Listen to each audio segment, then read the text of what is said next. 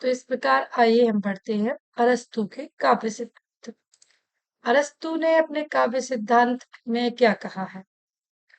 अरस्तु ने अपने काव्य सिद्धांत में कहा है कि प्लेटो के बाद जो सबसे ज्यादा महत्वपूर्ण है वो है अरस्तु। तो पाश्चात्य काव्य शास्त्र के अंतर्गत प्लेटो के बाद अरस्तु का नाम विशेष महत्व रखता है। प्लेटो ने जिन काव्य सिद्धांतों को प्रस्तुत किया, जो मान्यताएं के रूप में जो प्रस्तुत हुई, उनको आगे विकसित और परिष्कृत करने का काम अरस्तु ने किया। प्लेटो का अगर मानना था कि अनुकरण का अनुकरण करना काव्य कहलाता है, तो अरस्तु ने क्या कहा वहां पर? अरस्तु का जो समय था ईसा पूर्व की 4वीं शताब्दी है, इसकी प्रतिभा बहुमुखी थी। अतः वह पाश्चात्य चिंतन में न केवल साहित्य शास्त्र का अपितु अन्य अनेक शास्त्रों का भी आचार्य माना। साहित्य शास्त्र से संबंधित उसके प्रमुख ग्रंथ दो हैं।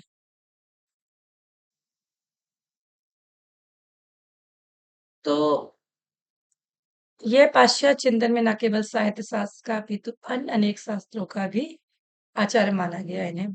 साहित्य शास्त्र से संबंधित उनकी जो प्रमुख दो ग्रंथ हैं वो है पैक्टिक्स और रिटोटिक्स।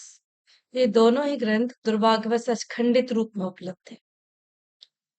जब पैरोटिक्स का अनुवाद लैटिन भाषा में हुआ, तब अरस्तु के अध्ययन और मनन का कार्य प्रारंभ हुआ और उसके विचार बड़ी तेजी से साहित्य जगत में प्रचलित और प्रशंसित होते हुए संपूर्ण जगत के सामने। अरस्तु के काव्य सिद्धांत में काव्य एवं कला संबंधी विचार, अनुकरण सिद्धांत, विरेचन सिद्धांत, इनको भी लिया गया। तो जो अरस्तु का जो सिद्धांत था उसमें काव्य कला संबंधी अनुकरण और विरेचन सिद्धांत, इसके अलावा उन्होंने लिया जो त्रासदी विषयक सिद्धांत। काव्य एवं कला संबंधी विचार यद्यपि अरस्तु प्लेटो का शिष्य था तथा उसके चिंतन का विकास स्वतंत्र रूप से हुआ। जहाँ की प्लेटो ने अपने दर्शन जनित सिद्धांतों की पूर्ण अवधारणा के आधार पर काव्य को परखा तथा काव्य वस्तु की सामाजिक उपयोगिता पर ध्यान रखा, वहां अरस्तु ने मूल या प्रकृति विषय किसी पूर्व धारणा के आधार पर काव्य का परीक्षण न कर काव्य प्रकृति का विश्लेषण करते हुए काव्य मूल्यों की स्थापना की। इस प्रकार उनकी आलोचना पद्धति विश्लेषणात्मक थी और उसने कविता की व्याख्या ही सर्वथा नवीन ढंग से की तथा काव्य का जो मूल था वो मानव सेवा की प्रवृत्ति में खोजते हुए यही लिखा गया कि कविता दो विशेष कारणों से उद्भूत होती है। ये दोनों कारण कैसे थे? स्वाभाविक थे। पहला कारण अनुकरण और सहज वृत्ति, जो मानव में सहसावस्थाएं पाई जाती है और इस बात में अन्य प्राणियों से भिन्न है। मनुष्य सब कुछ अनुकरण से सीखता है। मनुष्य जो भी सीखेगा वो किस माध्यम से सीखेगा? अनुकरण के माध्यम। और अनुकरण करने में जो आनंद की अनुभूति होती है वह काव्य के उद्भव के मूल में दूसरी सहज वृत्ति होती है, तो जिससे उनकी कृतियां कविता का रूप धारण कर लेती। इस प्रकार अरिस्तु कविता का जन्म मानवीय प्रकृति को सहज प्रवृत्ति मानकर उसका जीवन से घनिष्ठ संबंध बतलाता है। और यह तो निर्विवाद रूप से सत्य है कि जो वस्तु जीवन के भीतर से प्रकट होती है वह जीवन के लिए स्वाभाविक एवं महत्वपूर्ण होगी। कविता को महत्वपूर्ण जीवन की स्वाभाविक सृष्टि मानने के साथ साथ अरस्तु ने कवि को स्रष्टा भी कहा है, क्योंकि वह कथानक की पुष्टि करता है और वह कथानक ही काव्य की आत्मा होती है।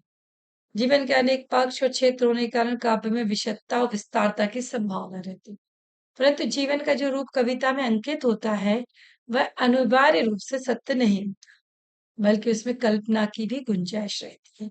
यही कारण है कि उसका जो चयन होता है वो यथार्थ जीवन से करने के बावजूद कभी कभी पूर्णता कल्पित प्रतीत होता है। पर काव्य का जो सत्य होता है हमेशा इतिहास के सत्य से अधिक गंभीर होता है, क्योंकि वह विख्यात कवि द्वारा दर्शित एवं अनुभूत यथार्थ जीवन गृहित होता है। इतना अवश्य यदि काव्य में प्रस्तुत किया गया जीवन शैलीगत नवीनता को लिए हुए है तो वह अधिक आकर्षक प्रतीत होता है। तो अरस्तु ने जो काव्य के उच्च स्तरीय प्रश्नों के समाधान हेतु वैज्ञानिक दृष्टिकोणों का आश्रय कर यह प्रतिपादित किया है कि काव्य भी चित्रकला के सादृश एक प्रकार की कला ही है। उसमें अनुकृति का गुण विद्यमान रहता है। उदाहरण जैसे जिस प्रकार चित्रकला के माध्यम से चित्रकार जीव को इन तीन दृष्टियों से प्रस्तुत करता है। एक तो वह जैसा देखता है उसी में है, दूसरे उसके उत्तम रूप में है, तीसरे उसके निकृष्ट रूप में। इसी प्रकार कवि अपने जीवन का चित्रण करते समय इन तीन सृष्टियों का आश्रय इस प्रकार अरस्तु का कहना है कि काव्य प्रकृति का ऐसा अनुकरण है जिसका माध्यम भाषा है, और वह दो वर्गों को मानता है, एक उपयोगी कला को, एक अनुकरणात्मक कला को। इतना आवश्यक है, अनुकरणात्मक कला जो होती है वो ललित कला कहलाती है, उन्हें उपयोगी कला से श्रेष्ठ बनता है। इसी प्रकार उसने ललित कलाओं में काव्य संगीत एवं नृत्य को उत्कृष्ट एवं चित्र एवं मूर्ति कला को निम्न कोटि का बतलाया है। तो जो अनुकरण सिद्धांत इन्होंने दिया है अपना, उसमें इन्होंने बताया है कि अपने गुरु प्लेटो के समान अरस्तु ने भी कला को अनुकरण मानते हुए अनेक कलाओं की भांति काव्य कला का मूल स्रोत अनुकरण को माना है। अरस्तु ने यह भी माना है कि कवि या कलाकार प्रकृति की गोचर वस्तुओं का नहीं, बल्कि प्रकृति की सर्जन प्रक्रिया का अनुकरण करता है। तो प्लेटो और अरस्तु के अनुकरण विषयक दृष्टिकोण में मूल भिन्नता इस तथ्य में है कि प्लेटो ने अनुकरण का विषय बाह्य प्रकृति की वस्तुओं को माना, और अरस्तु ने गोचर वस्तुओं के अस्तित्व में आधारभूत रूप से निहित प्रकृति नियमों को अनुकरण का विषय माना। तो अरस्तु के अनुसार अनुकरण का जो अर्थ है वो प्रतिकृति या रिप्रोडक्शन जिसे कहा गया है वो है। यही कारण कि अरस्तु ने कविता को अनुकरणात्मक कला मानते हुए उसे कला का सर्वोच्च प्रकार बताया है, जो मानव जीवन के सार्वभौम तत्व की अभिव्यक्ति और विशिष्ट से बाहर ना होकर विशिष्ट में ही अंतर्निहित होता है। आप देखिए, बात करते हैं हम अरस्तु के काव्य शब्द की। अरस्तु का काव्य शब्द क्या था? पाश्चात्य काव्य शास्त्र में अरस्तु ने पूर्वी काव्य के सत्यासत्य के विषय में विचार किया है। अरस्तु से पूर्व होमर आदि प्राचीन नाटककारों पर सत्यता का आरोप लगाकर प्लेटो आदि ने भी उसकी भर्त्सना की। प्लेटो का काव्य सबसे बड़ा आरोप यही था कि वह सत्य से दूर होता है। Poetry is a twice removed from the reality. जो काव्य है वो कहाँ से रिमूव हो रहा है, कहाँ से अलग हो रहा है? सत्य से। वह ब्रह्म को ही सत्य मान लेता था, उसकी सृष्टि को ईश्वर का अनुकरण मानते थे और काव्य को सृष्टि का अनुकरण। इस प्रकार जब भौतिक जगत ही अपूर्ण अनुकृति सत्य है, पर काव्य तो सत्य से बहुत दूर पड़ा है। तो अरस्तु ने इस पर गहनता से विचार किया, काव्य जगत पर भेद किया, और उन्होंने बताया कि प्लेटो द्वारा फैलाया गया जो भ्रम का, उसका निराकरण किया। अरस्तु का विचार था कि काव्य मानव जीवन द्वारा तथा जीवन स्वास्थ्य एवं सार्वभौम तत्व की अभिव्यक्ति करता है। ऐसे समय में वह आकस्मिक बातों पर ध्यान न देकर अनेक भौतिक आवश्यकताओं काम वासनाओं की उपेक्षा कर रहा है, जो होना चाहिए का चित्रण करता है। उसने अपने काव्य शास्त्र में लिखा है कि कवि का कर्तव्य कर्म कुछ हो चुका उसका दर्शन करना नहीं है, वरन जो हो सकता है, जो संभवता है, आवश्यकता के नियम के संभव है, वो जरूरी है। तो इस प्रकार जो अरस्तु था, अरस्तु ने जो काव्य को लेकर अपनी जो धारणा व्यक्त की है, वो उन्होंने इस प्रकार की है कि काव्य मूल रूप से, प्लेटो ने अगर अनुकरण को अनुकरण करना सिद्धांत बताया, तो अरस्तु ने कहा उस अनुकरण को डिक्टेट करना, ब्रह्म अस्त्र सत्य के रूप में उसे प्रभावित करना ही आपका काव्य शास्त्र कहलाता है। तो इस प्रकार अरस्तु ने अपने काव्य शास्त्र में इन चीजों को महत्वपूर्ण विधा के रूप में स्वीकार किया है।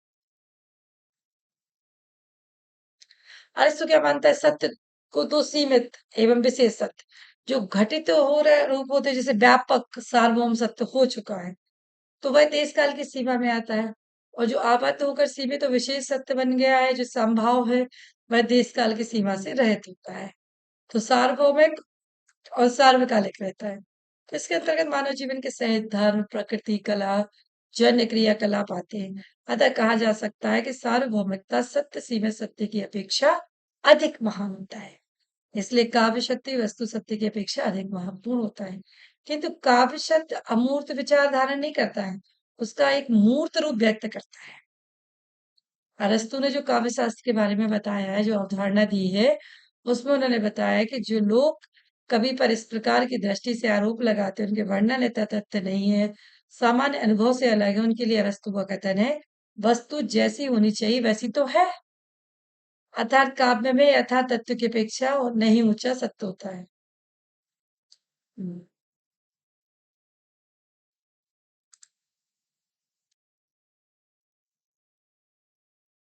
तो इस प्रकार जो अरस्तु ने एक चीज और यहाँ पे रखी हुई आपके बीच में शेयर करती हूँ, असंभव सत्य के उद्देश्य। अरस्तु ने जो काव्य सत्य के रूप में असंभव तत्वों को ग्रहण करने के लिए तीन उद्देश्य, एक कलागत आवश्यकता, एक वस्तु सत्य के भव्यतर सत्य की प्रतिष्ठा और तीसरी परंपरागत धारणा या विश्वास। यदि कोई असंभव अधिक कवित्वपूर्ण तथा प्रभावशाली है, तो कलागत आवश्यकता की पूर्ति के लिए उसका ग्रहण किया जा सकता है। वस्तु जगत से भव्य यदि कोई असंभव है, तो वह भी मानव धर्म की सहज अंतर्वृत्ति को गोचर करने के कारण ग्रह वस्तु को परंपरागत धारणा समर्थन करने वाला असंभव काव्य का सत्य बन जाता है। अंतिम वर्ग में कवि ने कविंतियां भी की, जैसे चकोर का अंगारे झुकता हंस का नीर छीर विवेक आदि की परिणति की जा सकती है। तात्पर्य हो कि जो आह्लादित करता है, भले वह अद्भुत या असत्य हो, अरस्तु की दृष्टि से वह ग्रह है। असंभव सत्य की स्वीकृति की सीमा यद्यपि तर्क विरुद्ध असत्य और संयत कल्पनाओं को भी परंपरा कला और भव्यता के आधार पर स्वीकार करने के पक्ष में है, पर उनके साथ में कुछ संबंधों को भी स्वीकार करते हैं। कला में वह भावगत असत्य को किसी प्रकार स्वीकार करने के पक्ष में नहीं होता है। भावगत असत्य से उनका तात्पर्य उस आचरण से है जिसके पीछे कोई उद्देश्य निहित नहीं है। मानव प्रवृत्तियों के विरुद्ध सत्य को भी अपनाने के विरुद्ध है। असंभव एवं असंगत का कारण उपयोग प्रस्तुत को गवाह नहीं करता है। इस संबंध में स्पष्ट लिखते हैं कि जो कुछ विवेक संगत ना हो, यथाशक्ति बचना चाहिए। कम से कम उसे नाटक के कार्य से बाहर ही रखना चाहिए। जो चीजें विवेक संगत नहीं है, उन्हें जबरदस्ती का घुसाने का कोई मतलब नहीं होता है। तो पहले तो ऐसे कथानक का निर्माण ही नहीं करना चाहिए। जब बार-बार एक असंगत का अंतर्भाव लिया गया हो, उसे ऐसे रूप दे दिया गया हो, तो वह साम्य प्रतीत होता है। बेतुका होने पर भी वह हमारे लिए स्वीकार्य बन जाता है। अतः कवि को असंभव भावनाओं की अपेक्षा संभव संभावनाओं को प्राथमिकता देनी चाहिए। इसका विश्लेषण अरस्तु त्रासदी के संदर्भ में करते उन्होंने स्पष्ट कहा है कि जो विवेक संगत नहीं है, वो मानव मन को ग्राह्य नहीं कर सकता। अरस्तु आकस्मिक घटनाओं के प्रयोग के भी विरोध होते हैं, क्योंकि वे आकस्मिक घटनाएं प्रकृति की कार्य प्रणाली के प्रतिकूल होती। अरस्तु अति यथार्थवादी के भी विरुद्ध थे। आज जिस यथार्थ चित्रण की बात हो रही है, मानव जीवन के यथार्थ तथ्य निरूपण की बात चल रही है, वह इसके भी विरुद्ध थे। कारण नग्न सत्य की अपेक्षा वह कभी कल्पना प्रसूत परिष्कृत सत्य के समर्थक। उक्त विवेचन से डॉक्टर नारायण अरस्तु के काव्य के विषय में निष्कर्ष देते हैं कि काव्य सत्य वस्तु या तथ्य का पर्याय नहीं है। जो हो चुका है, जो हो रहा है या होता है, वही सत्य नहीं है। परंतु जो हो सकता है, जो विधि का विधान है, वो भी तो सत्य हो सकता है। ये सीधी सी बात है। अरस्तु का मानना है कि जो घट गया है सिर्फ वही सत्य नहीं है। आप और हम मानते हैं ना कि जैसे कभी कोई बड़ी दुर्घटना हमारे बीच में घट जाती, तो हमारे मुंह से अकस्मात ये निकलता है, ये तो विधि का विधान था, इसको कोई नहीं टाल सकता। तो अरस्तु भी यही कहता है। वो कहता है, अरस्तु का मानना है, डॉक्टर नागरिक अरस्तु ने कहा है कि जो काव्य सत्य है, वो क्या निष्कर्ष देते हैं? जो बीत गया वो सत्य नहीं है। जो हो सकता है भविष्य में होगा, विधि का जो विधान होगा वह भी सत्य। तो वस्तु जगत का यथार्थी सत्य नहीं है। मानव का आदर्श, मानव का विश्वास, परंपरागत मानव की धारणाएं भी सत्यता से परे नहीं है। वस्तु जगत में जो असंभव है, असंगत है, वह किसी सुंदर उद्देश्य की प्रेरणा से काव्य सत्य की परिधि में आ जाता है। तो काव्य का सत्य देशकाल की सीमा से मुक्त, सार्वभौम तथा सार्वकालिक होने के कारण वस्तु सत्य की अपेक्षा भव्यतर, किंतु यह सत्य अमूर्त विचार रूप नहीं होता। इसके अभिव्यक्ति का माध्यम मूर्त निश्चित होता है। काव्य का सत्य निरंकुश नहीं होता है। विवेक का अंकुश उस पर निश्चय ही रहना।